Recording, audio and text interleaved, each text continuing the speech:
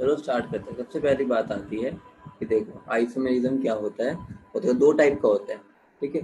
दो टाइप में हमारा क्या, एक तो स्ट्रक्चर हो गया जिसके अंदर हम सारे करते होते हैं, कोऑर्डिनेशन, लिंकेज, ये सारे आ जाते हैं, ठीक है। एक हो गया स्टीरियो आइसोमर्स, ठीक है। हमारे ये वाले स्ट्रक्चरल आइसोमर्स सबको आते हैं, ठीक है, वो सब कर लेते हैं, तो हम उसके बारे में इतना डिस्कस नहीं करेंगे, ठीक है। सिंपल होते हैं, पता चल जाता है कि कोऑर्डिनेशन अलग है या आयनाइजिंग आयंस अलग है, ठीक है, वो वाला सिंपल होता है। तो तुम्हें एनसीईआरटी में भी साफ साफ दिख जाएगा। दिक्कत बच्चों को आती है स्टीरियो आइसोमर्स में, ठीक है। ओरिएंटेशन देखने में दिक्कत आती है, ठीक है। तो हम वो वाली चीज देख लेते हैं जो कि एक तो बच्चों को दिक्कत आती है, ठीक है। सबसे पहले जब भी हमें स्ट्रक्चरल आइसोमर देखना है उसमें तुम्हें क्या देखना है, कनेक्टिविटी पैटर्न देखना है, ठीक है। कनेक्टिविटी पैटर्न मतलब क्या हो गया कि हम देखेंगे जो कनेक्शन है वो सारे सेम है या नहीं। जैसे अगर मैं इन दोनों में बात करूँ, देखो ये मेरे दोनों सेंटर एटम है, ठीक है, एज अ सेंटर ट्रीट कर सकते हैं। इसमें देखो, इसमें कनेक्टिविटी इसकी Cl से है और एक H से, इधर भी Cl इस कार्बन की भी और H। इधर देखो, इधर हमारा Cl H, इसमें हमें ये नहीं देखना कि इधर है उधर है, बस ये देखना है कि कनेक्टिविटी सेम है या नहीं। अब देखो यहाँ पे HCl है और इधर भी H और Cl है, ये नहीं देख रहे ऊपर है नीचे, बस कनेक्टिविटी देख रहे हैं, तो दोनों इससे ही कनेक्टेड, ठीक है इसमें भी। इसका मतलब क्या हो गया, इन दोनों का सेम स्ट्रक्चर है, ठीक है। क्यों? क्योंकि इनमें कनेक्टिविटी जो है वो सेम है, ठीक है, लेकिन ओरिएंटेशन अलग है। ओरिएंटेशन तुम्हें दिख रही है, H के सामने इधर कौन आ रहा है, H, इधर HCl के सामने आ रहा है H।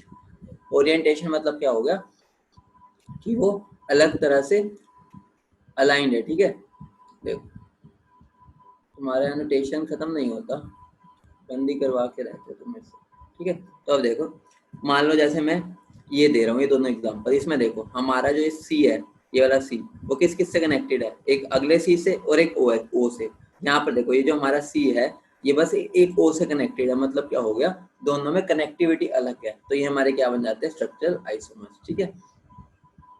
ये वाला चीज तुम्हें आती है, बस एक बार अगर किसी को नहीं समझ आता तो बस ये उसमें क्या फर्क होता है, कनेक्टिविटी पैटर्न का डिफरेंस है, ठीक है, सबके अंदर। अब ओरिएंटेशन की बात आती है, ओरिएंटेशन में दो होते हैं, ठीक है। एक तो स्टीरियो एक हो गए ज्योमेट्रिकल आइसोमर्स, एक हो गई ऑप्टिकल आइसोमर्स। बच्चों को लगता है कि ऑप्टिकल आइसोमर्स मुश्किल है, लेकिन ऐसा नहीं है। मुश्किल जो होते हैं, मुश्किल मतलब इन कंपैरिजन रिलेटिव, वो हमारे ज्योमेट्रिकल होते हैं, ठीक है। ऑप्टिकल में तो हमें बस दो चीजें देखनी है, अगर उसमें पीओएस है या सीओएस है, ठीक है। अगर उसमें सीओएस है या पीओएस है या दोनों है, ठीक है, वो हमारे क्या हो जाते हैं, ऑप्टिकली इनएक्टिव हो जाते हैं, ठीक है। बस तुम्हें ये बात ध्यान रखनी है, तुम सारे क्वेश्चन कर सकते हो ऑप्टिकल एक्टिविटी पे, ठीक है। क्या बात याद रखनी है, या सीओएस हो या पीओएस या दोनों ही हो, ठीक है, तो हमारा कंपाउंड क्या हो जाता है, ऑप्टिकली इनएक्टिव। अगर वो ऑप्टिकली इनएक्टिव हो गया तो इसका मतलब क्या है, उसका जो है एनैंशियोमर एग्जिस्ट नहीं करेगा, ठीक है, उसका एनैंशियोमर एग्जिस्ट नहीं करता। एक प्रोजेक्शन, बेटा आप ऑर्गेनिक वाली बात कर रहे हो क्या? जो कन्फर्मर वो होते कन्फर्मर्स होते हैं, उनको तो हम एक से दूसरे में कन्वर्ट कर सकते हैं रोटेट करके, ठीक है, रोटेशन से। लेकिन जो कन्फिग्रेशनल होते हैं, ठीक है, उनको हम रोटेट करके नहीं, उसमें हमें बॉन्ड तोड़ना ही पड़ेगा अगर दूसरे में कन्वर्ट करना है, ठीक है। अब बात आ रही है कि हमें ज्योमेट्रिकल आइसोमर्स कैसे देखना है। ध्यान से देखो, बहुत सिंपल होता है, बहुत सिंपल है। अगर हमें एक कंसेप्ट समझ आ गया तुम सारे क्वेश्चन कर लोगे, ठीक है। ऑप्टिकल में तो मैं तुम्हें दो चीजें बता दी, यही बस यही चीजें देखनी है, तुम्हारे क्वेश्चन सारे हो जाएंगे कि एग्जिस्ट कर रही है नहीं करती, ठीक है। अब देखो, पीओएस मतलब प्लेन ऑफ सिमेट्री, सीओएस मतलब सेंटर ऑफ सिमेट्री, ठीक है। पीओएस मतलब प्लेन ऑफ सिमेट्री, सीओएस मतलब सेंटर ऑफ सिमेट्री, ठीक है। पता ही है प्लेन ऑफ सिमेट्री मतलब क्या हो गया, कि ऐसा प्लेन जो उसको दो इक्वल में पार्ट बांट दे, ठीक है। और सेंटर ऑफ सिमेट्री क्या है, कि एक सेंटर से हम एक साइड में जाए और दूसरी साइड में जाए, हमें सेम ही एटम मिले, ठीक है। वो हो गई, मतलब कि हम सेंटर में बैठे हैं। देखो एग्जाम्पल एक और ले लो, ठीक है। ये मान लो, देखो ये मेरा क्या है, रेक्टेंगल है, ये स्क्वायर है, ठीक है। ये मेरा क्या है, ट्रायंगल है, ठीक है। मैं यहाँ पे बैठा हूँ, ठीक है। मैं इधर की तरफ जाऊंगा, मान लो यहाँ पे मेरे कार्बन बैठे हैं, यहाँ पे मेरा कार्बन, यहाँ कार्बन, यहाँ कार्बन, ठीक है। मतलब एक तरह से लगा लो कि साइक्लोप ब्यूटेन की बात कर रहा हूँ, ठीक है। यहाँ पे मैं बैठा हूँ, मैं इधर की तरफ जाऊंगा मुझे कार्बन मिल रहा है, इधर की तरफ जाऊंगा इधर भी कार्बन, ठीक है। इधर की तरफ जा रहा हूँ कार्बन, इधर की तरफ जा रहा हूँ कार्बन, इधर की तरफ जा रहा हूँ कुछ भी नहीं, इधर की तरफ जा रहा हूँ कुछ भी नहीं। तो मतलब क्या है, इसके अंदर मेरी सेंटर ऑफ सिमेट्री है। अब इसमें आ जाओ, इसमें देखो, यहाँ पर आ जाओ, यहाँ पर मैं ऊपर की तरफ जाऊंगा मुझे एक कार्बन मिलेगा, उसके जस्ट अपोजिट नीचे की तरफ जाऊंगा, यहाँ कुछ भी नहीं है। मतलब क्या हो गया, यहाँ पर सेंटर ऑफ सिमेट्री नहीं है। लेकिन हाँ, प्लेन ऑफ सिमेट्री इसमें भी है। देखो अगर मैं यहाँ से काटूंगा तो दोनों इक्वल पार्ट्स में कट जाएगा, ऐसे काट दूं, ऐसे काट दूं, ऐसे काट दूं, ऐसे काट दूं, मतलब central both plane of symmetry. इसमें भी देखो प्लेन ऑफ सिमेट्री है कि यहाँ से काटूंगा तो प्लेन है, ठीक है, यहाँ से काटूंगा तो भी प्लेन है, यहाँ से काटूंगा तो भी प्लेन है, ठीक है। तो प्लेन ऑफ सिमेट्री तो दोनों में है, ठीक है। अब देखो एक और एग्जांपल देख लो, बहुत बढ़िया है। देखो अगर ये मेरा हाथ है, हाथ दिख रहा है सबको, हाथ तो दिख रहा है ना, मैं तो दिख रहा हूँ ना, विजिबल हूँ ना, बता दो एक बार, बताना मैं विजिबल हूँ ना। देखो ये मेरा हाथ है, ठीक है, ये मेरा हाथ है। एक बात बताओ, इसके अंदर कोई प्लेन ऑफ सिमेट्री या सेंटर ऑफ सिमेट्री है? ये ना कह देना सर इसको यहाँ से काट दो, आगे पीछे सेम होता है, सेम नहीं है। यहाँ धारिया है, मतलब यहाँ पर मेरी वो है और यहाँ पर मेरा प्लेन है, ठीक है, वो भी नहीं है, प्लेन भी नहीं है ऐसे जो मैं इसको काट दूँ। ऐसे काटूंगा तो भी नहीं है, ऐसे काटूंगा, मैंने बता दिया पीछे और आगे सेम नहीं है। यहाँ पर मेरी रेखाएं होती है, ठीक है, और पीछे यहाँ कुछ भी नहीं होता, प्लेन होता है, ठीक है। अब इसका मतलब क्या है, ना इसमें COS है ना POS है। इसका मतलब क्या हो गया, इसके जैसा दुनिया में कोई दिखने वाले एक और चीज जरूर होगी जो इसकी मिरर इमेज होगी, दिखती ऐसी होगी लेकिन वो सुपर इम्पोजेबल नहीं होगी। और वो मेरा क्या होता है, ये हाथ। ये हाथ देखो, अगर मैं इन दोनों को सुपर इम्पोज करूंगा, देखो है इसके जैसा ही, लेकिन क्या एक दूसरे पे सुपर इम्पोज नहीं हो रहा है क्योंकि इसकी मिरर इमेज है। देखो इसका मतलब क्या होगा, दुनिया में कहीं पर भी है, यहाँ पर नहीं है। अब मान लो मैं हूँ, ठीक है, मेरे अंदर कोई प्लेन ऑफ सिमेट्री है, सेंटर ऑफ सिमेट्री है, प्लेन है ये रहा, अगर मैं ऐसे काट दूं, इसका मतलब क्या हो गया, मेरे अंदर क्या हो गई, प्लेन ऑफ सिमेट्री आ गई। मतलब मैं क्या हूँ, मेरा अंदर प्लेन ऑफ सिमेट्री है, मतलब मेरा स्टीरियो आइसोमर एग्जिस्ट नहीं करेगा। क्यों नहीं करता तुम्हें पता है, मेरे जैसा और कोई इंसान होता है दिखने में, नहीं मिलेगा। वैसे हमारी जो फीट होती है वो भी क्या हो जाते हैं, उसमें भी हमारी प्लेन ऑफ सिमेट्री है, सेंटर ऑफ सिमेट्री है। इसलिए हमारा जो राइट फीट है और लेफ्ट फीट है, दोनों आपस में सुपर नॉन इम्पोजेबल होती है। उन्हीं को हम क्या बोल देते हैं, एनाइंशोमर बोलते हैं, ठीक है। तो इसका मतलब क्या हो गया, any compound if there exist an enantiomer of that compound, ठीक है। अगर उसके अंदर COS या POS नहीं है तो उसका एक मिरर इमेज जरूर एग्जिस्ट करता होगा, ठीक है। अब बात आ रही है हमें ज्योमेट्रिकल कैसे देखना है। ज्योमेट्रिकल में हमें ओरिएंटेशन देखना है। देखो बहुत सिंपल होता है, बस पॉइंट समझ जाना, पॉइंट, ठीक है, क्वेश्चन में अप्लाई अपने आप हो जाएगा, ठीक है, पॉइंट समझ जाओ। ओरिएंटेशन का मतलब क्या है, ज्योमेट्रिकल में तुम्हें क्या देखना है कि मैं किसी तरह एक फॉर्म को दूसरी फॉर्म में कन्वर्ट कर सकूं, ठीक है, एक फॉर्म को दूसरी फॉर्म में। मान लो देखो सिंपल सा एग्जांपल लेते हैं, मेरा मान लो एक मॉलिक्यूल है, ये मेटल है बीच में, इधर मैंने A बिठा रखा है, इधर B, ठीक है। अब दूसरा मेरा क्या है, कौन सेम मेटल है, इधर मैंने B बिठा दिया, उधर A, ठीक है। अब बच्चों के माइंड में यही समझ नहीं आता, उन्हें लगता है ये और ये दोनों डिफरेंट कंपाउंड है। ऐसा बिल्कुल भी नहीं है। अगर तुम एक कंपाउंड को दूसरे कंपाउंड में थ्रू रोटेशन कन्वर्ट कर सको, ठीक है, इसका मतलब क्या हो गया, वो सेम ही कंपाउंड की बात कर रहे हैं। देखो अगर मुझे इस वाले को, ये वाला जो है मेरा, उसको इसमें कन्वर्ट करना है तो मुझे क्या करना पड़ेगा, मान लो, एक मिनट पेन से दिखा देता हूँ।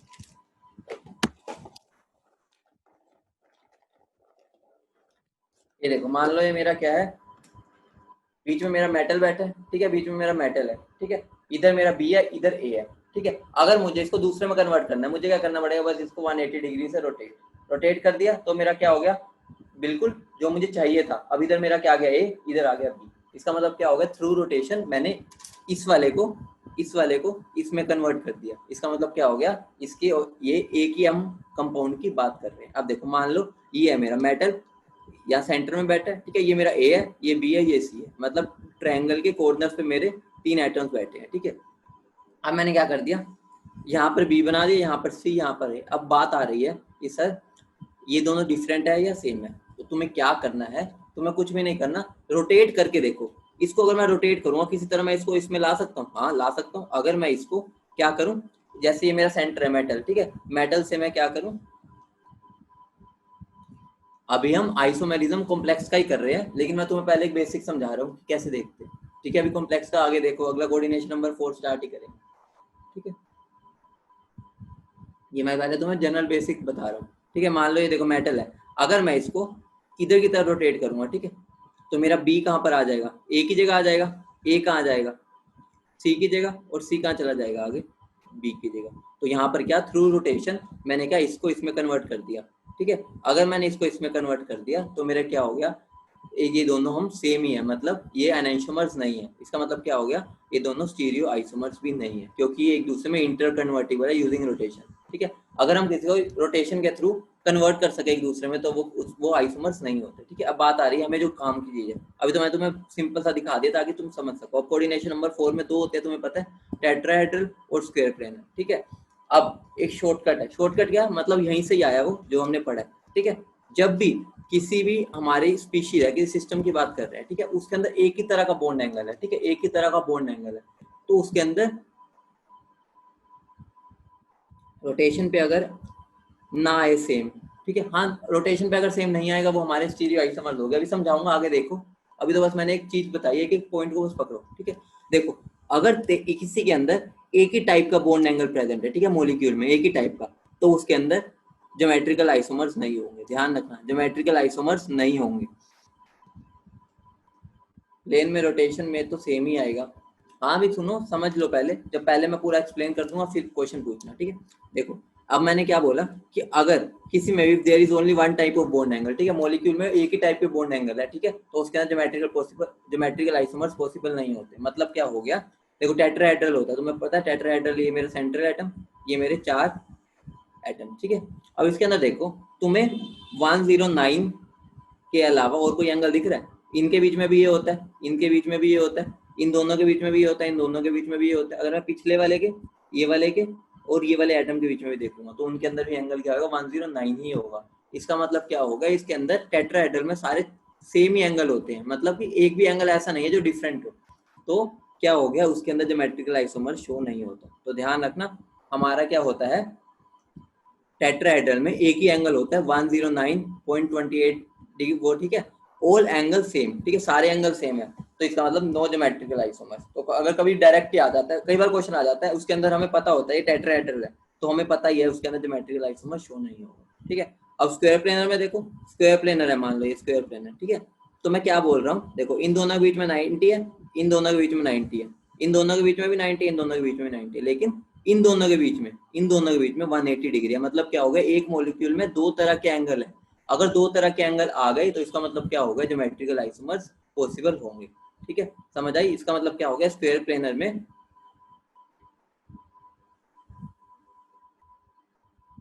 प्लेन में रोटेशन में तो सेम ही आएगा सर टेट्राहेड्रल में, लेकिन लिगेंड अलग हो तो क्या, वो चीज हो जाएगी ऑप्टिकल आइसोमर्स की। मैं अभी यहाँ पर ज्योमेट्रिकल आइसोमर की बात कर रहा हूँ, ठीक है।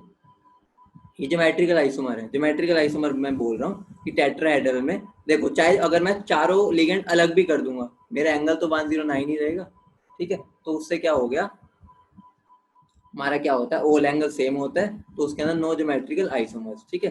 स्क्वायर प्लेनर में देखो हमारे दो तरह के एंगल आ गए, तो उसमें ज्योमेट्रिकल आइसोमर्स पॉसिबल हो जाते हैं, ठीक है। अब ये तो हमारी कंसेप्ट वाइज चीज आ गई कि हमें टेट्राहेड्रल और स्क्वायर प्लेनर में पता कर लिया, ठीक है। अब बात आ रही है कि अब हमें ये तो पता चल गया टेट्राहेड्रल में तो होना नहीं, अब बात आ रही है कि हम स्क्वायर प्लेनर में कैसे पहचानेंगे कितने हैं, ठीक है। बहुत सिंपल मेथड है, बस ये क्या है, तुम्हें अपना थोड़ा सा दिमाग लगाना है। दिमाग भी कैसे, एक तरह से बस हिट एंड ट्रायल चलाना है, ठीक है। कैसे होगा देखो, जो भी तुम्हें मॉलिक्यूल गिवन है उसमें पता क्या करो, एक को फिक्स कर दो, ठीक है, बाकी सबको चेंज करते रहो, ठीक है। मतलब क्या है, मान लो मैं M A2B2 की बात कर रहा हूँ, ठीक है, M A2B2, ठीक है। तुम उसको जितना अलग अलग तरीके से बना सकते हो बना लो। पहले में मैंने क्या किया, दोनों ए एक तरफ, बी एक तरफ, ठीक है, जैसे मन करे, ठीक है। दूसरे में मैंने क्या किया, ए बी एक तरफ, ए बी एक तरफ। तीसरे में मैंने क्या किया, ए बी एक तरफ और बी एक तरफ, कैसे भी तरह जैसे तुम्हारा मन करे। तुम्हें कैसे देखो, रोटेशन से तुम एक दूसरे में इंटर कन्वर्ट कर सकते हो नहीं कर सकते हो वो देख सकते हो, लेकिन वो कॉम्प्लेक्स हो जाता है जैसे जैसे हमारे नंबर ऑफ लिगेंड्स बढ़ेंगे, ठीक है। तो उस केस में हमें क्या शॉर्टकट अपनाना है, शॉर्टकट क्या है, उसी से हमने एक डिराइव किया, एक और फॉर्म डिराइव किया, हम और कैसे देख सकते हैं, ठीक है। तुम्हें क्या करना है, अपोजिट पेयर्स देख लो। अपोजिट पेयर्स मतलब एक दूसरे के सामने कौन से हैं, ठीक है। यहाँ पर देखो, यहाँ पर अपोजिट पेयर्स मेरे क्या है, ए के सामने बी है, ए के सामने बी, ए के सामने बी, ए के सामने बी, ये मेरा एक बन गया, ठीक है। इसके अपोजिट पेयर्स निकाल लिए, इसमें देखो ए के सामने बी और ए के सामने बी, ठीक है, ये भी मेरे दो पेयर्स हो गए, ठीक है। ए के सामने बी या बी के सामने ए, एक ही बात है। अभी बस हमें ये देखना अपोजिट में कौन कौन है। इसमें देखो, इसमें ए के सामने ए है और बी के सामने बी है, ठीक है। तो हमारा मतलब क्या हो गया, जिसमें अपोजिट पेयर सेम आ जाए वो आइडेंटिकल है, जिसमें अपोजिट पेयर डिफरेंट आ जाए वो क्या हो जाते हैं हमारे, वो हो जाएंगे मेरे ज्योमेट्रिकल आइसोमर्स। मतलब क्या हो गया, ये दोनों मेरे पहले दोनों में देखो मेरा क्या अपोजिट पेयर सेम आ रहे हैं, अपोजिट पेयर सेम आ रहे हैं, इसका मतलब क्या होगा, दोनों सेम है, ठीक है। और इसके अंदर देखो, इसमें हमारे अपोजिट पेयर क्या है, ए ए बी बी, ठीक है। इसके अंदर हमारे क्या है, ए बी, इसका मतलब क्या हो गया, हमारे क्या है, फर्स्ट और सेकंड जो है वो क्या है मेरे सेम ओरिएंटेशन, क्योंकि देखो अपोजिट पेयर हमारे सेम आए हैं, ठीक है। फर्स्ट और थर्ड, फर्स्ट और थर्ड, ठीक है, और सेकंड और थर्ड, और सेकंड और थर्ड, ये हमारी क्या है, दोनों एक दूसरे के लिए डिफरेंट है, ठीक है। इसका मतलब इसी को हम याद करो, इसी को हम क्या बोलते हैं, सिस बोलते हैं, और इसको हम क्या बोलते हैं, ट्रांस बोलते हैं, ठीक है। इसका नाम मैं बाद में ले रहा हूँ, पहले मैं जनरलाइज बता रहा हूँ, ठीक है। बहुत बड़े मतलब बहुत सिंपल है, बस अब हमें कंसेप्ट को पकड़ना है कि अब हमें कोई भी मॉलिक्यूल आ जाए, तो देखो यहाँ से हमें एक पॉइंट पता चली, एक पॉइंट पता चला, क्या पता चला हमें, देखो, ठीक है। इससे हमें एक पॉइंट पता चला जो मार्क्ड है ना, if opposite pair of ligand are same then same orientation, मतलब अगर अपोजिट पेयर सेम आ जाए तो सेम ओरिएंटेशन, अगर अलग आ जाए तो डिफरेंट ओरिएंटेशन, ठीक है। ये पॉइंट ही करके हमें सारे ऑक्टाहेड्रल, स्क्वायर प्लेनर सबके अंदर हमें निकालने होते हैं ज्योमेट्रिकल आइसोमर्स, ठीक है। अब बात आ रही है, अभी सर हमने कोऑर्डिनेशन नंबर 4 की बात कर ली, ठीक है, ठीक है। अब देखो कोऑर्डिनेशन नंबर 4 की हमने बात कर ली, ठीक है। अब हम बात करते हैं कोऑर्डिनेशन नंबर 6 की, ठीक। कोऑर्डिनेशन नंबर 6 में खुद बताओ, दो तरह के एंगल होते हैं, ठीक है, 90 और 180। उससे हमें क्या चीज पता चल गई सबसे पहले, कि उसके अंदर ज्योमेट्रिकल आइसोमर्स पॉसिबल है, ठीक है। 90 और 180 कैसे होते हैं तुम्हें पता ही होगा, फिर भी दिखा देता हूँ। देखो ये मेरा क्या होता है, ऑक्टाहेड्रल है, ठीक है, ये मेरे चारों एक प्लेन में और दो ऊपर नीचे है, ठीक है। अब यहाँ पर देखो 90 90 90 90, ऊपर वाले का नीचे वालों के साथ भी 90, ठीक है, लेकिन इसके बीच में और इसके बीच में क्या है, 180 डिग्री है, ठीक है। दो ही तरह के एंगल है, इससे ज्यादा नहीं मिलेंगे, ठीक है। तो इसका मतलब क्या होगा, एक से ज्यादा एंगल पॉसिबल है, इसका मतलब क्या, ज्योमेट्रिकल आइसोमर्स पॉसिबल होगा ही होगा उसमें, ठीक है। अब देखो, अगर अब हमें ऑप्टिकल आइसोमर्स की बात करनी है, ठीक है, ऑप्टिकल आइसोमर्स का मैंने तुम्हें बता दिया था, प्लेन ऑफ सिमेट्री हो या ना हो, हमें वही चेक करना है, सीओएस हो या पीओएस हो, वो चेक कर लिया तो तुम्हारा आधा काम हो गया, ठीक है। अब देखो कोऑर्डिनेशन नंबर 4, ठीक है, अगर हम मैं टेट्राहेड्रल की बात करूं, टेट्राहेड्रल में, ठीक है, अगर मेरे कायरल सेंटर हो, मतलब अगर मेरा मेटल के चारों लिगेंड्स अलग होंगे, ठीक है, चारों लिगेंड्स अलग, तो इसके अंदर ना ही प्लेन ऑफ सिमेट्री होगी ना सेंटर ऑफ सिमेट्री, ठीक है। तो ध्यान रखना, अगर मैं कायरल सेंटर ले रहा हूँ, कायरल सेंटर मतलब क्या हो गया, कि चारों के चारों लिगेंड्स अलग है, तो उसके अंदर हमारा टेट्राहेड्रल में हमारा क्या ऑप्टिकल आइसोमर्स पॉसिबल है, ठीक है, पॉसिबल की बात कर रहा हूँ, ठीक है। अगर मैं मान लो दो को सेम कर देता हूँ तो उसके अंदर से प्लेन ऑफ सिमेट्री आ जाएगी, तो नहीं होगा, ठीक है। इसका मतलब क्या होगा, टेट्राहेड्रल में कब पॉसिबल होता है, जब चारों लिगेंड्स मेरे क्या हो, डिफरेंट, ठीक है। अब स्क्वायर प्लेनर में, स्क्वायर प्लेनर में देखो, स्क्वायर प्लेनर में चाहे चारों लिगेंड डिफरेंट हो, सेम हो, फलाना हो, ढिमकाना हो, हमें कोई मतलब नहीं है, हमें पता है उसके अंदर एक स्लाइस कट होगा। स्लाइस कट मतलब क्या हो गया, देखो मान लो ये मेरा क्या है, ये मेरा स्क्वायर प्लेनर है, ठीक है। स्क्वायर प्लेनर में कैसा मर्जी हो, उसके अंदर एक प्लेन ऐसा जरूर होगा जो हम उसको स्लाइस, मतलब जैसे हम उसको किसी भी चीज को काटते हैं, स्लाइस कट बोलते हैं हम इसको, ठीक है। अगर मैं इसको ऐसे काटूंगा तो मेरा क्या, इसको बी सेंटर से, मतलब ऐसे मैं काट रहा हूँ तो ये मेरा ऐसे कट जाएगा पूरा, और मेरा आधा मॉलिक्यूल ऊपर रह जाएगा और आधा नीचे रह जाएगा सबके। तो मतलब क्या होगा, स्क्वायर प्लेनर में तो हमेशा ही प्लेन ऑफ सिमेट्री प्रेजेंट होगी, ठीक है। तो उसके अंदर ऑप्टिकल आइसोमर्स बनेंगे ही नहीं, ठीक है। कोऑर्डिनेशन नंबर 6 में, ठीक है, अगर ऑल लिगेंड डिफरेंट हो जाए, ठीक है, अगर सारे लिगेंड डिफरेंट होंगे तो ऑप्टिकल आइसोमर्स पॉसिबल है, ठीक है। अभी हम पॉसिबिलिटी की बात कर रहे हैं कि हो सकता है या नहीं हो सकता, ठीक है। कंक्लूजन क्या हुआ, टेट्राहेड्रल में हमेशा बस ऑप्टिकल आइसोमर होगा, ठीक है। ये बात नोट कर लो, बिल्कुल एक तरह से माइंड में अच्छे से बिठा लो, ठीक है। स्क्वायर प्लेनर में खाली ज्योमेट्रिकल होगा, ठीक है, मतलब फिक्स है, पॉसिबिलिटी भी नहीं होगा ही, बस तब यही, ठीक है। टेट्राहेड्रल में ओनली ऑप्टिकल पॉसिबल है, ठीक है, पॉसिबल की बात कर रहा हूँ, ये नहीं है कि अगर मान लो इसके अंदर मैंने दोनों लिगेंड सेम कर दिए तो ऑप्टिकल भी नहीं हो पाएगा, ठीक है, पॉसिबिलिटी की बात कर रहा हूँ, ठीक है। टेट्राहेड्रल में ओनली ऑप्टिकल, स्क्वायर प्लेनर में ओनली ज्योमेट्रिकल, ऑक्टाहेड्रल में बोथ, ठीक है, ठीक है। तो ऑक्टाहेड्रल में क्या होगा, ऑप्टिकल भी होगा और ज्योमेट्रिकल भी होगा, ठीक है। तो अब देखो इसके अंदर स्क्वायर प्लेनर में ऑप्टिकल कैसे होगा बच्चे, उसके अंदर प्लेन ऑफ सिमेट्री तो हमेशा प्रेजेंट होगी, अगर हम उसको प्लेन में काट देंगे तो हमारा पीओएस आ जाएगा। देखो अब थोड़ा सा मैं एग्जांपल दे देता हूँ, ठीक है, एग्जांपल हमें इसको कैसे अटेम्प्ट करना है, ठीक है। बड़े वाले में तुम्हें खुद अप्लाई करके देखना, मैं एक सिंपल सा समझा देता हूँ, ठीक है। मान लो MA4 है, ठीक है, MA4 बनाओ, MA4, ठीक है। इसके अंदर देखो तुम्हें ज्योमेट्रिकल आइसोमर देखना है, ठीक है। तुम एक बार बताओ, हमेशा ए के सामने ए आएगा, ए के सामने ए आएगा, मतलब क्या हो गया, हमें कोई भी डिफरेंट पेयर्स नहीं मिल रहे। मैं तीसरा 4 5 बना दूं, चाहे सब में मेरा क्या आएगा, ए के अपोजिट ए और ए के अपोजिट ए, दोनों मेरे अपोजिट पेयर क्या बन रहे हैं, ए के अपोजिट ए, मतलब क्या, ज्योमेट्रिकल पॉसिबल नहीं है, ठीक है। एनाइसोमेरिक पेयर, एनाइसोमेरिक पेयर मतलब क्या हो गया, देखो इसके अंदर तुम्हें क्या, प्लेन ऑफ सिमेट्री तो दिख ही रही है, मैंने तुम्हें बता ही दिया था, स्क्वायर प्लेनर में हमेशा प्लेन ऑफ सिमेट्री तो होगी ही होगी। इसका मतलब क्या होगा, इसके अंदर ऑप्टिकल आइसोमर तो होगा ही नहीं, एनाइसोमेरिक पेयर मतलब क्या है कि हम जोड़े की बात कर रहे हैं डायरेक्ट, ठीक है। तो ये सारे जीरो हो गए, अभी हमने ऊपर ही लिखा था, इसके अंदर एनाइसोमेरिक पेयर होगा ही नहीं, क्योंकि हमेशा हम उसको स्लाइस कट होगा ही होगा, ठीक है।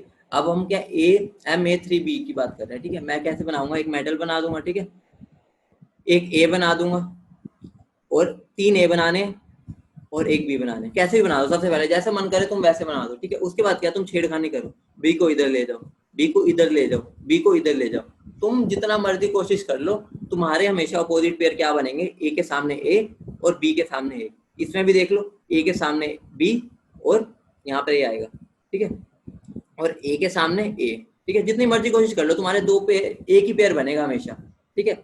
ए के सामने ए और ए के सामने बी, देखो तीनों में हमारे क्या पेयर बन रहे हैं, ए, ठीक है, और दूसरा क्या बन रहा है, ए बी, ठीक है। इसके अलावा कोई भी पेयर नहीं बन रहा, तो हमारा क्या होगा, इसके अंदर भी हमारा क्या होगा, ज्योमेट्रिकल आइसोमर पॉसिबल नहीं होगा, जीरो। तो total left stereo isomer zero हो गए। अब MA2B2 में आ जाओ, ये मेरा क्या है, MA2B2। इसके अंदर तुम क्या सबसे पहले क्या बनाओ, किसी जैसे तुम्हारा मन करे, ए और ए बना दो कहीं पर भी जहां मन करे, ठीक है, और दूसरे बी और बी, बाकी दो जगह बी और बी लगा दो, ठीक है। तो मेरा क्या हो जाएगा, ए के, अब मैं दूसरी तरह बना के देखता हूँ, किसी भी था, तुम 4 5 जितने मर्जी, अभी मैंने ये वाला एग्जाम्पल तो पीछे करवाया भी था, ठीक है। तो ए के सामने ए आएगा, बी के सामने बी आएगा, तुम कैसे भी बना के देख लो। इसके अलावा तुम्हें कोई अपोजिट पेयर मिलेंगे ही नहीं, चाहे तुम बैठे रहो पूरी नोटबुक भर दो, तुम्हें क्या यही दो पेयर ही मिल पाएंगे अपोजिट पेयर, ए के सामने बी, ए के सामने बी, ए के सामने ए, बी के सामने बी। तो हमारे इसके अंदर उन्हीं को हम क्या बोलते हैं, सिस और ट्रांस। इसका मतलब क्या होगा, इसमें दो ज्योमेट्रिकल आइसोमर पॉसिबल है, एनाइसोमेरिक पेयर तो है ही नहीं क्योंकि प्लेन ऑफ सिमेट्री आ गई, तो टोटल दो हो गए। MA2BC में आ जाओ, ठीक है। इसमें देखो मेरे ओपोजिट पेयर क्या बन पा रहे हैं, एक ए और सी और एक ए और बी, ठीक है, और दूसरा ए और ए, बी और सी। इसके अलावा तुम्हें कोई और मिलेगा ही नहीं, ठीक है। अमिताभ बच्चन जी, आप जब रिकॉर्डेड लेक्चर मिलेगा तो एक बार देख लेना, क्योंकि पुराना समझाऊंगा तो अगला रह जाएगा, ठीक है। रिकॉर्डेड लेक्चर में से देख लेना, अभी जितना समझ आ रहा है वो समझ लो।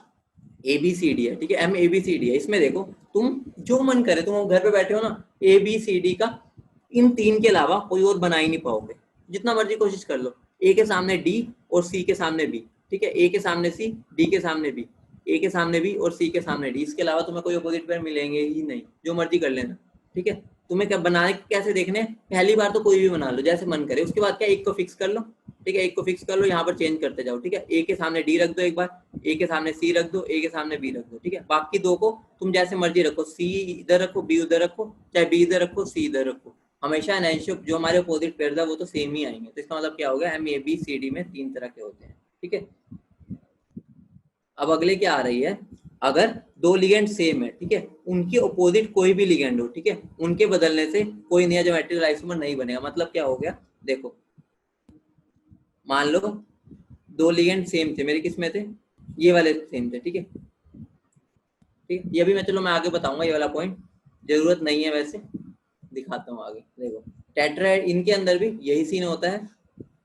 अगर हम मैंने किसकी बात कर दी है, ऑक्टाहेड्रल कॉम्प्लेक्स की बात करती है, क्योंकि पेपर में ज्यादातर ऑक्टाहेड्रल कॉम्प्लेक्स ही आता है, ठीक है। तो अब देखो सबसे पहले MA6 में बना के देख लेना, एक भी ऐसा अपोजिट पेयर नहीं बन पाएगा, तो ये जीरो हो गया। एनाइसोमेरिक पेयर तो जीरो होगा ही, क्योंकि इसमें क्या हो जाएगी, प्लेन ऑफ सिमेट्री आ जाएगी, स्टीरियो आइसोमर जीरो, ठीक है। MA5B में भी ट्राई कर लेना, तुम्हें कोई भी अपोजिट पेयर नहीं मिलेगा, ठीक है, एक ही तरह से मिलेंगे बस। तो ये भी जीरो और ये भी जीरो, इसके अंदर भी एक सिमेट्री एलिमेंट होगा, जिसके अंदर बी प्रेजेंट होगा उसमें उसी प्लेन में काट देना उसको, ठीक है। अब आ रहा है MA4B2। जब भी ये बात ध्यान रखना, जब भी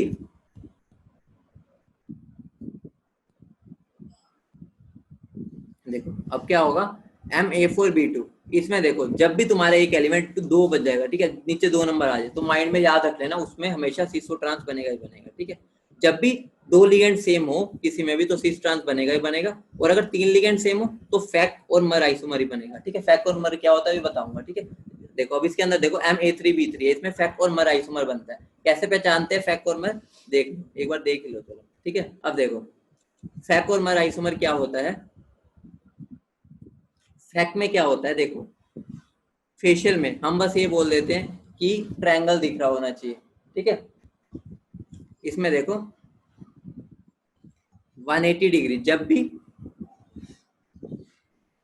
ठीक है। तो अब देखो कोई भी अगर 180 पर नहीं है, ठीक है, 180 पर जो हमारे तीनों है, ठीक है, उन तीनों को कहीं पर भी लगा दो, लेकिन वो आपस में 180 डिग्री पे नहीं होने चाहिए, ठीक है, 180 डिग्री पे नहीं होने चाहिए, उनको हम फेशियल आइसोमर बोलते हैं, ठीक है, कैसे भी लगा दो, ठीक है, वो 180 पे एक दूसरे मतलब एक दूसरे के नहीं होने चाहिए। अब देखो इसके अंदर देखो, ये क्या 90 डिग्री पे है, ये दोनों भी 90 पे है, ठीक है, ये आपस में भी 90 पे। इसमें देख लो, ये जो हम नोटबुक में बनाते हैं, हमारी बुक्स में दिया होता है, वो ये दिया होता है हमें, यहाँ पर स्क्वायर सा एक ट्रायंगल सा दिख रहा होता है, ठीक है, ऐसा सा दिख रहा होता है। तो देखो, जब भी हमें क्या फेशियल आइसोमर कैसे देखना है, हमें ये देखना है कि वो एक दूसरे से 180 डिग्री पे नहीं होने चाहिए, उसको फेशियल आइसोमर बोलते हैं, ठीक है। मर में क्या होता है, कोई भी दो क्या होंगे आपस में 180 डिग्री पे होंगे, ठीक है, 180 डिग्री मतलब क्या होगा, देखो ये 180 पे एक कोई भी पेयर हो जाएगा, ठीक है, जैसे एक भी तुम्हें 180 पे दिख गई सेम से, वो क्या हो गए, मेरे मर आइसोमर हो गए, ठीक है, ये बात ध्यान रखना। मर आइसोमर में देखो, क्योंकि हमारे दो लिगेंड्स 180 डिग्री पे है, तो उनमें एक CPOS प्लेन ऑफ सिमेट्री पक्का प्रेजेंट ही होगी, ठीक है। तो मर आइसोमर जो होगा उसमें प्लेन ऑफ सिमेट्री हमेशा प्रेजेंट होगी, तो उसका कोई भी एनाइसोमेरिक पेयर नहीं होगा, ठीक है। अब आती है फैक्ट की, फैक्ट में क्या हो सकता है, हम उसमें चेक करेंगे पीओएस है या नहीं है, ठीक है। तो देखो,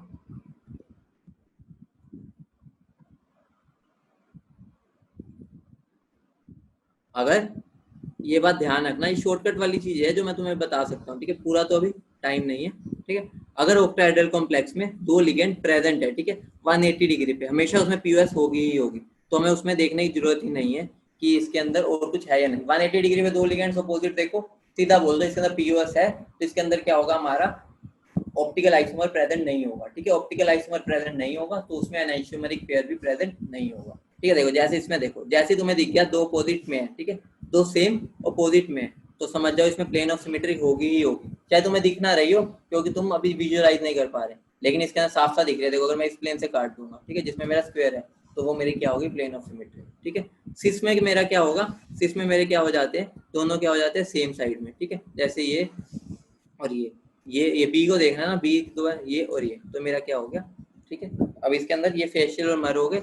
अब देखो, अभी हमने वो भी देखना है, तो आज इसमें ज्यादा टाइम लग गया। देखो अगला क्या है, ये क्या है, बस हमारे जनरल सारे फॉर्मूलाज के नंबर ऑफ ज्योमेट्रिकल आइसोमर्स है, वो तुम्हें उसके उसी तरह से निकाल के देख लेने कि अपोजिट पेयर्स बन रहे हैं या नहीं बन रहे, ठीक है। अगला क्या है, टोटल पॉसिबल पेयर्स है, ये भी सारे स्पीशीज के, ठीक है। अगर कोई क्वेश्चन कर रहा हो कोई, इसके अंदर देख के वो अपना देख सकता है कि ये सही आया है नहीं, ये टेबल है बस, ठीक है, चेक करने के लिए, ठीक है। अब बात आ रही है मेटल कार्बोनिल में हमारा क्या कैसे होती है बॉन्डिंग, ठीक है, ये बात पे ध्यान रखना, केमिकल इसमें हमारी बॉन्डिंग कैसे होती है।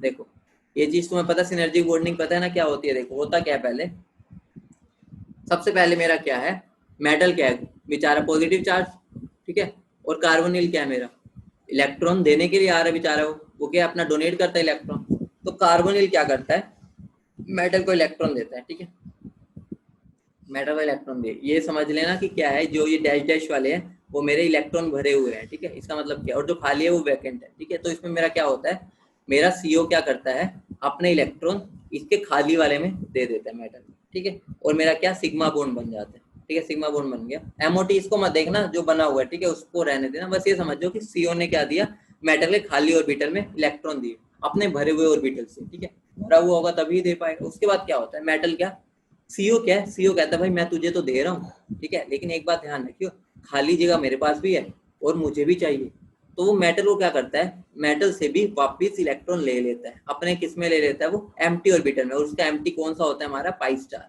ध्यान रखना, उसका एम्प्टी कौन सा होता है, पाई स्टार, ठीक है।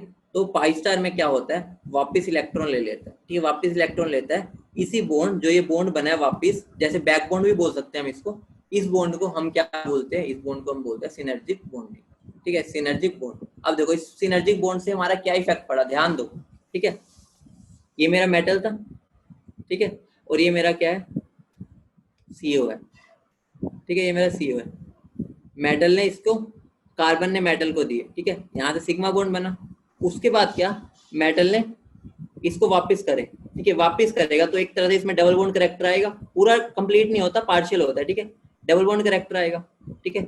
इसका मतलब क्या हो गया, मेरा कार्बन, मेटल और सीओ में क्या डबल बॉन्ड करेक्टर आ जाता है, थोड़ा सा, इतना नहीं, कंप्लीटली नहीं, पार्शियली, क्योंकि तुम्हें दिख रहा है एक तरह से ये बैक डोनेट। तो देखो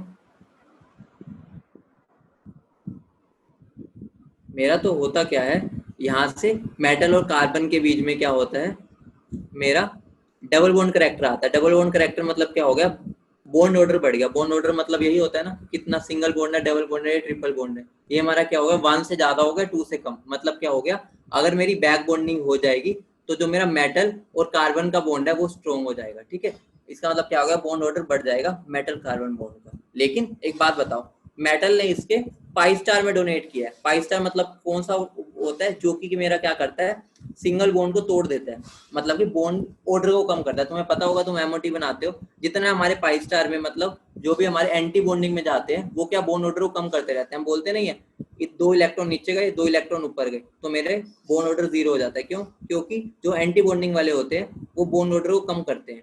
ठीक है, वो बॉन्ड को तोड़ते हैं, एक तरह से कम करते हैं। तो जैसे मेरा मेटल इसको बैक डोनेट करेगा तो मेरा जो वो सी के कहाँ डाल रहा है, पाई स्टार में डाल रहा है। पाई स्टार मतलब क्या होगा, जो बॉन्ड को वीक करेगा। इससे मेरा क्या होगा, ये जो मेरा सीओ के बीच में एक बॉन्ड होता है ना, वो टूटने को हो जाता है।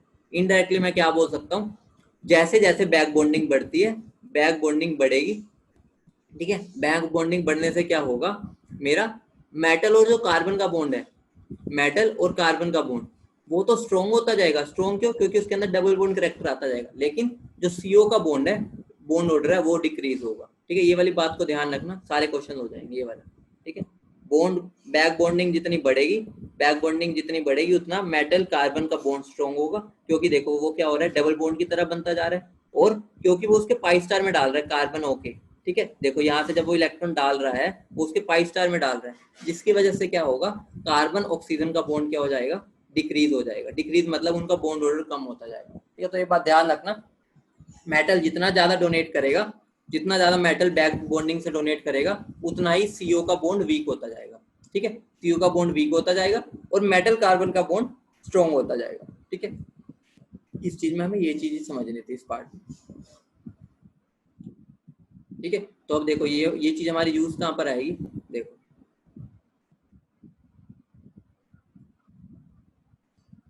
ये तो कुछ भी नहीं है। अब मैं तुम्हें वो दिखा देता हूँ, अभी मेरी चीज यूज कहाँ पर आएगी।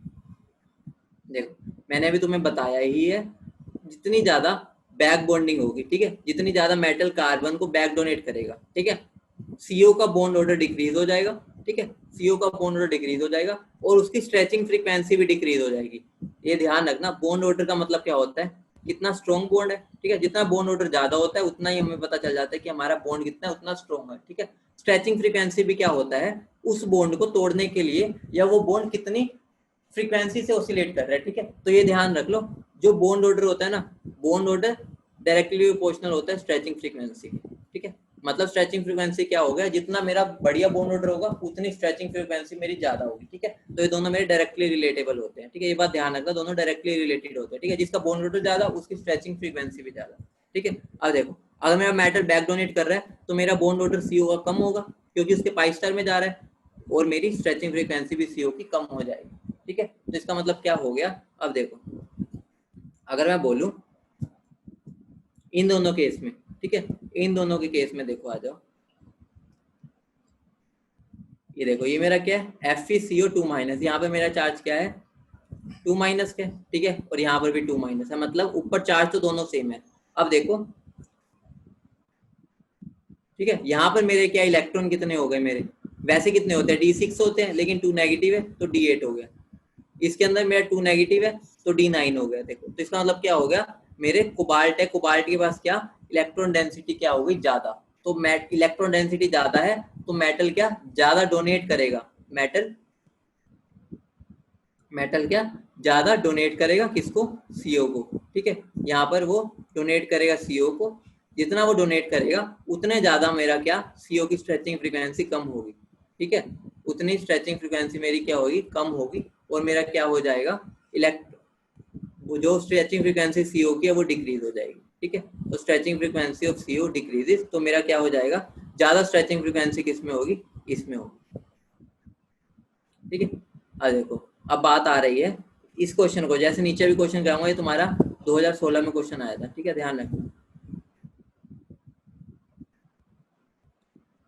बात ये है कि जितनी बैक बॉन्डिंग ज्यादा होगी उतना ही मेरा क्या होगा, सीओ की स्ट्रेचिंग फ्रीक्वेंसी कम होगी। इसमें देखो अब चार्ज देखे तो दोनों में सेम आ रहा है। ठीक है, चार्ज दोनों में सेम है, ठीक है, 2 नेगेटिव और 2 नेगेटिव है, ठीक है।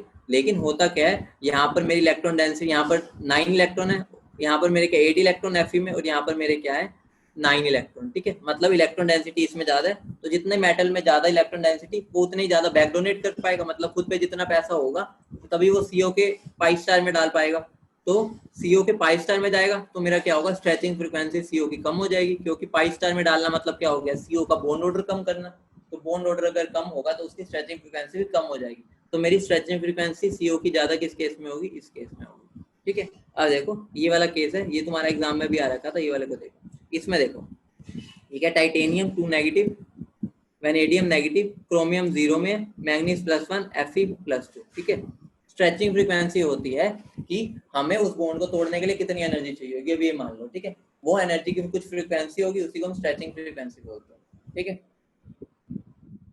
तो जितना ज्यादा बॉन्ड ऑर्डर होगा उतनी ही उसकी स्ट्रेचिंग फ्रीक्वेंसी होगी, ठीक है। अब देखो टाइटेनियम 2 नेगेटिव, ये सब में देखो इलेक्ट्रॉन कितने हैं हमें तुम्हें दिख ही रहा है, मैग्नीज प्लस में कितने होंगे, D5S1 होंगे, तो सबके अंदर सेम ही है बस। लेकिन यहाँ पर ध्यान दो, यहाँ का टाइटेनियम 2 नेगेटिव है, यहाँ नेगेटिव, यहाँ प्लस, यहाँ प्लस, यहाँ 2 प्लस, मतलब क्या हो गया, सबसे ज्यादा मेरी क्या है, सबसे ज्यादा मेरी इलेक्ट्रॉन डेंसिटी है इसके पास। टाइटेनियम पे 2 नेगेटिव है, मतलब नेगेटिव में, यहाँ पर सिंगल नेगेटिव, यहाँ पर 0, यहाँ पर +1, यहाँ +2। इसका मतलब क्या हो गया, जैसे जैसे मैं इधर जा रहा हूँ मेरे पास मेटल गरीब होता जा रहा है। अगर मेटल गरीब हो रहा है इसका मतलब क्या हो गया, उस पर डोनेट करने के लिए भी कुछ भी नहीं है। अगर वो डोनेट नहीं कर पा रहा तो इसका मतलब क्या हो गया, वो क्या कर रहा है, देखो अगर वो डोनेट नहीं कर पा रहा तो वो CO के पाई स्टार में नहीं डाल पा रहा, ठीक है। CO के पाई स्टार में नहीं डाल पाएगा तो उसकी स्ट्रेचिंग फ्रीक्वेंसी क्या वीक नहीं होगी। इसका मतलब क्या हो गया, सबसे ज्यादा स्ट्रेचिंग फ्रीक्वेंसी मेरी CO की इस केस में होगी, ठीक है। सबसे ज्यादा स्ट्रेचिंग फ्रीक्वेंसी CO की मेरी इस केस में होगी। तो आंसर क्या हो जाएगा, सबसे कम स्ट्रेचिंग फ्रीक्वेंसी इसमें, फिर इसमें बढ़ती जाएगी इधर की तरफ, ठीक है। तो क्या हो जाएगा, इलेक्ट्रॉन डेंसिटी इधर से इधर डिक्रीज हो रही है, तो क्या frequency, stretching frequency of CO increase हो रही है, ठीक है, क्योंकि हमारी लेस बैक बॉन्डिंग हो रही है। तो इस बात का ध्यान रखना, ठीक है। इतना तुम्हारे लिए इसका इस पार्ट का सफिशिएंट था, क्योंकि एक ही बार इस पे क्वेश्चन आया, ठीक है। अब अगला क्या है, ये ओवरऑल ऑर्डर भी अभी तुम्हारे लिए नहीं है, ठीक है। 18 इलेक्ट्रॉन रूल है, ठीक है। 18 इलेक्ट्रॉन रूल क्या कहता है, जो कल बच्चे पूछ भी रहे थे, देखो हमें क्या करना है, टोटल इलेक्ट्रॉन्स काउंट करने हैं, वैलेंस शेल इलेक्ट्रॉन। वो कैसे होंगे, देखो मेटल के वैलेंस शेल के इलेक्ट्रॉन ले लो। वैलेंस शेल मतलब ये नहीं है कि खाली NS के लेने हैं, N-1D भी लेने हैं, ठीक है, क्योंकि वो उसमें वैलेंस शेल की तरह ही माना जाता है, ठीक है। तो total number of electron in S plus, मान लो जैसे हम उसकी बात कर रहे हैं 3D सीरीज की, ठीक है, तो उसमें हमारा क्या हो जाएगा, अगर मैं मैंगनीज में बात करूं तो मैंगनीज में टोटल वैलेंस इलेक्ट्रॉन कितने होंगे, 7। हमें ये नहीं देखना कि कितने उसकी ऑक्सीडेशन स्टेट क्या है, हमें टोटल ही गिन लेना है। जैसे मैं Fe बोलूंगा तो मतलब Fe में तुम्हें पता है 8 होते हैं, ठीक है, तो सीधा 8 आंसर होगा, ठीक है। उसके बाद इलेक्ट्रॉन काउंट ऑफ लिगेंड, ठीक है। इलेक्ट्रॉन काउंट ऑफ लिगेंड कैसे देखते हैं अभी मैं तुम्हें बताता हूँ, ठीक है। अभी बस फॉर्मूला याद रखो। अगला क्या है, plus minus charge on coordination square, ठीक है। Plus minus charge on coordination sphere पे जो भी बाहर चार्ज है, ठीक है, अगर प्लस होगा तो हम क्या करेंगे, माइनस करेंगे, ठीक है। अगर माइनस होगा तो हम क्या करेंगे, प्लस करेंगे। ये भी मैं तुम्हें दिखा दूंगा, ठीक है। अब देखो बात आ रही है कि हमें इलेक्ट्रॉन काउंट ऑफ लिगेंड कैसे देखेंगे, ठीक है। तो बात ध्यान रखना, मेरे जो भी न्यूट्रल लिगेंड्स है, ठीक है, न्यूट्रल लिगेंड्स जैसे H2, RnH2, NH3, R2NH, इन सबको हम क्या बोलते हैं, 2 इलेक्ट्रॉन डोनर है, ठीक है। हम ये न्यूट्रल मेथड से करते हैं, उसमें हम क्या मानते हैं, ये 2 इलेक्ट्रॉन डोनेट करते हैं, ठीक है, जो भी न्यूट्रल वाले हैं, ठीक है। जो चार्ज है, ठीक है, जो चार्ज है Cl negative, PH negative, CH3 negative, ये सारे चार्ज होते हैं, ठीक है। इन वो कितने इलेक्ट्रॉन डोनेट करेंगे, जितना उनके ऊपर चार्ज है, ठीक है। तो मतलब देखो यहाँ पर 1 करेगा, ये 1 करेगा, ये 1 करेगा, ये 1, ये 2 करेगा, ये 1, ये 1, ये 1, ये 1, ये 2, ये 2, ये 1, ये 3 और ये माइनस ये 1, ठीक है। इसका मतलब क्या होगा, जितना चार्ज है उतना ही डोनेट करेगा, ठीक है। अब बात आ रही है, देखो इस केस में देखो अब मुझे निकालना है वैलेंस शेल इलेक्ट्रॉन निकालने हैं, ठीक है। तो तुम कैसे देखोगे, ये तुम्हें गिवन है, ठीक है। तो तुम इसको तो काटा मार दो, हमें मतलब नहीं है, इसकी जगह तुम इस पे चार्ज लगा दो, ठीक है, चार्ज लगा दो। Fe पे कितने होते हैं वैलेंस शेल इलेक्ट्रॉन, 8 होते हैं, तो 8 हो गए। Cn मुझे पता है Cn क्या है, ऐसे होता है Cn नेगेटिव, ये क्या है, चार्ज लिगेंड है, तो इसका मतलब क्या हो गया, वो कितने इलेक्ट्रॉन डोनेट करेगा, जितना उस पर चार्ज है, ठीक है। तो 1 करेगा, तो 1 और कितने प्रेजेंट है, 6, तो 1 × 6, ठीक है। उसके बाद मैंने तुम्हें बताया है जितना ऊपर चार्ज होगा उन्हें उसे क्या कर दो, अगर वो नेगेटिव में होगा तो तो उसको प्लस ऐड कर दो, ठीक है। अगर वो पॉजिटिव में होगा तो उसको सब्ट्रैक्ट करना है, ये बात ध्यान रखना, क्योंकि हम इलेक्ट्रॉन काउंट कर रहे हैं। -4 का मतलब है उस पर 4 इलेक्ट्रॉन ज्यादा है, ठीक है, तो इसलिए +4 हो जाएगा, ठीक है। अगर मान लो यहाँ पर +4 होता ऊपर, ठीक है, एज्यूम करो यहाँ +4 होता, तो यहाँ पर मैं क्या करता उसको माइनस करता, मतलब 4 इलेक्ट्रॉन कम करने पड़ते, तो यहाँ -4 होता है। और इसके अंदर देखो टोटल कितने हो गए इलेक्ट्रॉन, 18, तो ये 18 इलेक्ट्रॉन रूल को फॉलो कर रहा है, ठीक है। ये तो बस यही बता रखा है कि शॉर्टकट कैसे है, वो तुम अब जैसे आता है तुमने सीख लिया कैसे गिनती, ठीक है। अब बात आती है कि इसको एक और चीज आ जाती है, हमें अगर मेटल मेटल बॉन्ड्स निकालने हैं। एक बार तुम्हारे 2016 में ही तो सारे क्वेश्चन आ रखे हैं उठपटांग, जो तुम्हारे सिलेबस के भी बाहर थे, ठीक है, लेकिन अब एक बार आ रखा है तो करना पड़ेगा, ठीक है। अगर number of metal metal bonds निकालने हैं, ठीक है, तो number of metal metal bonds का फॉर्मूला क्या होता है, 18n माइनस वैलेंशियल इलेक्ट्रॉन बाय 2, ठीक है। 18n का मतलब क्या है, n मेरे मतलब है कितने मेरे मेटल्स प्रेजेंट है, ठीक है। वैलेंशियल इलेक्ट्रॉन कौन से है, जो मैंने अभी तुम्हें ऊपर फॉर्मूला सिखाया है, कौन सा फॉर्मूला था, देखो वैलेंशियल इलेक्ट्रॉन का, ये मैंने ऊपर तुम्हें बताया था, ये वाला, ये तुम्हारा क्या है, जो तुम 18 इलेक्ट्रॉन रूल में लगाते हो वही मेरा वैलेंशियल इलेक्ट्रॉन का फॉर्मूला होता है, ठीक है। ये तुम्हें निकाल के उस फॉर्मूले में पुट कर देना है, ठीक है। तो यहाँ पे मेरा क्या बन जाएगा, देखो 18n माइनस वैलेंशियल इलेक्ट्रॉन बाय 2, ये मेरा क्या होगा, number of metal metal bonds, ठीक है। नंबर ऑफ बॉन्ड्स पर मेटल अभी छोड़ो, तुम बस ये number of metal metal bonds पर ध्यान दो। कैसे होगा, इसको अप्लाई कैसे करना है, देखो मान लो ये है तुम्हारा Re2CO12, ठीक है, ये तुम्हारा है, तो इसके अंदर सबसे पहले तुम वैलेंशियल इलेक्ट्रॉन निकाल लो, ठीक है। वैलेंशियल इलेक्ट्रॉन कैसे निकलेंगे, Ru के अंदर कितने इलेक्ट्रॉन होते हैं बताना एक बार फटाफट, रुथेनियम में कितने होते हैं एक बार बता दो,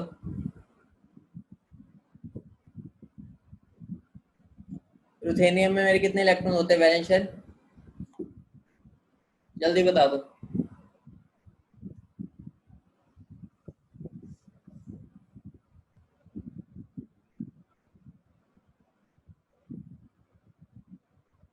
बोलो एक बार, रुथेनियम में कितने इलेक्ट्रॉन होते हैं वैलेंशियल इलेक्ट्रॉन,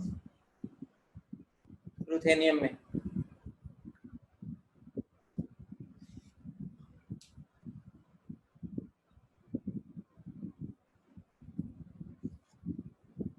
बोलो।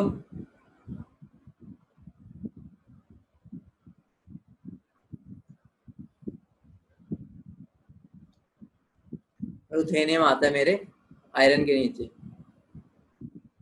फेरस में, ठीक है। तो इसके अंदर मेरे वैलेंस इलेक्ट्रॉन होते हैं 8, ठीक है। तो कितना बन गया वो, 8 × 3, क्योंकि 3 ही प्रेजेंट है ये, ठीक है, प्लस सीओ मेरा क्या होता है न्यूट्रल, तो वो 2 इलेक्ट्रॉन डोनेट करता है, मैंने तुम्हें बताया था, 2 × 12, तो मेरा क्या बन जाएगा, प्लस चार्ज तो इस पर कुछ है ही नहीं, प्लस माइनस तो कुछ ऐड ही नहीं होगा, तो मेरे टोटल इलेक्ट्रॉन्स कितने हो गए, 24 और 24 कितने हो गए, 48, ये तो मेरे वैलेंशियल इलेक्ट्रॉन कितने आ गए, टोटल 48 आ गए, ठीक है। तो देखो 48 आ गए। अब मेरा 18n लगाना है, 18n मतलब क्या होगा, कितने मेटल्स हैं, ठीक है। तो 3 मेरे कितने हो गए मेटल्स, तो 18 × 3 क्या हो गया, 18 × 3 54 माइनस वैलेंशियल इलेक्ट्रॉन, वैलेंशियल इलेक्ट्रॉन में 48 है, ठीक है, डिवाइडेड बाई 2, तो 6 डिवाइडेड बाई 2 3 आ गया, तो मतलब मेटल मेटल बॉन्ड्स मेरे कितने हो जाएंगे, 3 हो जाएंगे, ठीक है। तो हमें कैसे बनाना है वो मतलब नहीं है, तुम्हारे मेटल मेटल बॉन्ड्स कितने आ गए, 3 आ गए, ठीक है। ठीक है, तो हम एक बार इस पे क्वेश्चन देख लेते हैं, एक तो जो हो सकते हैं अभी।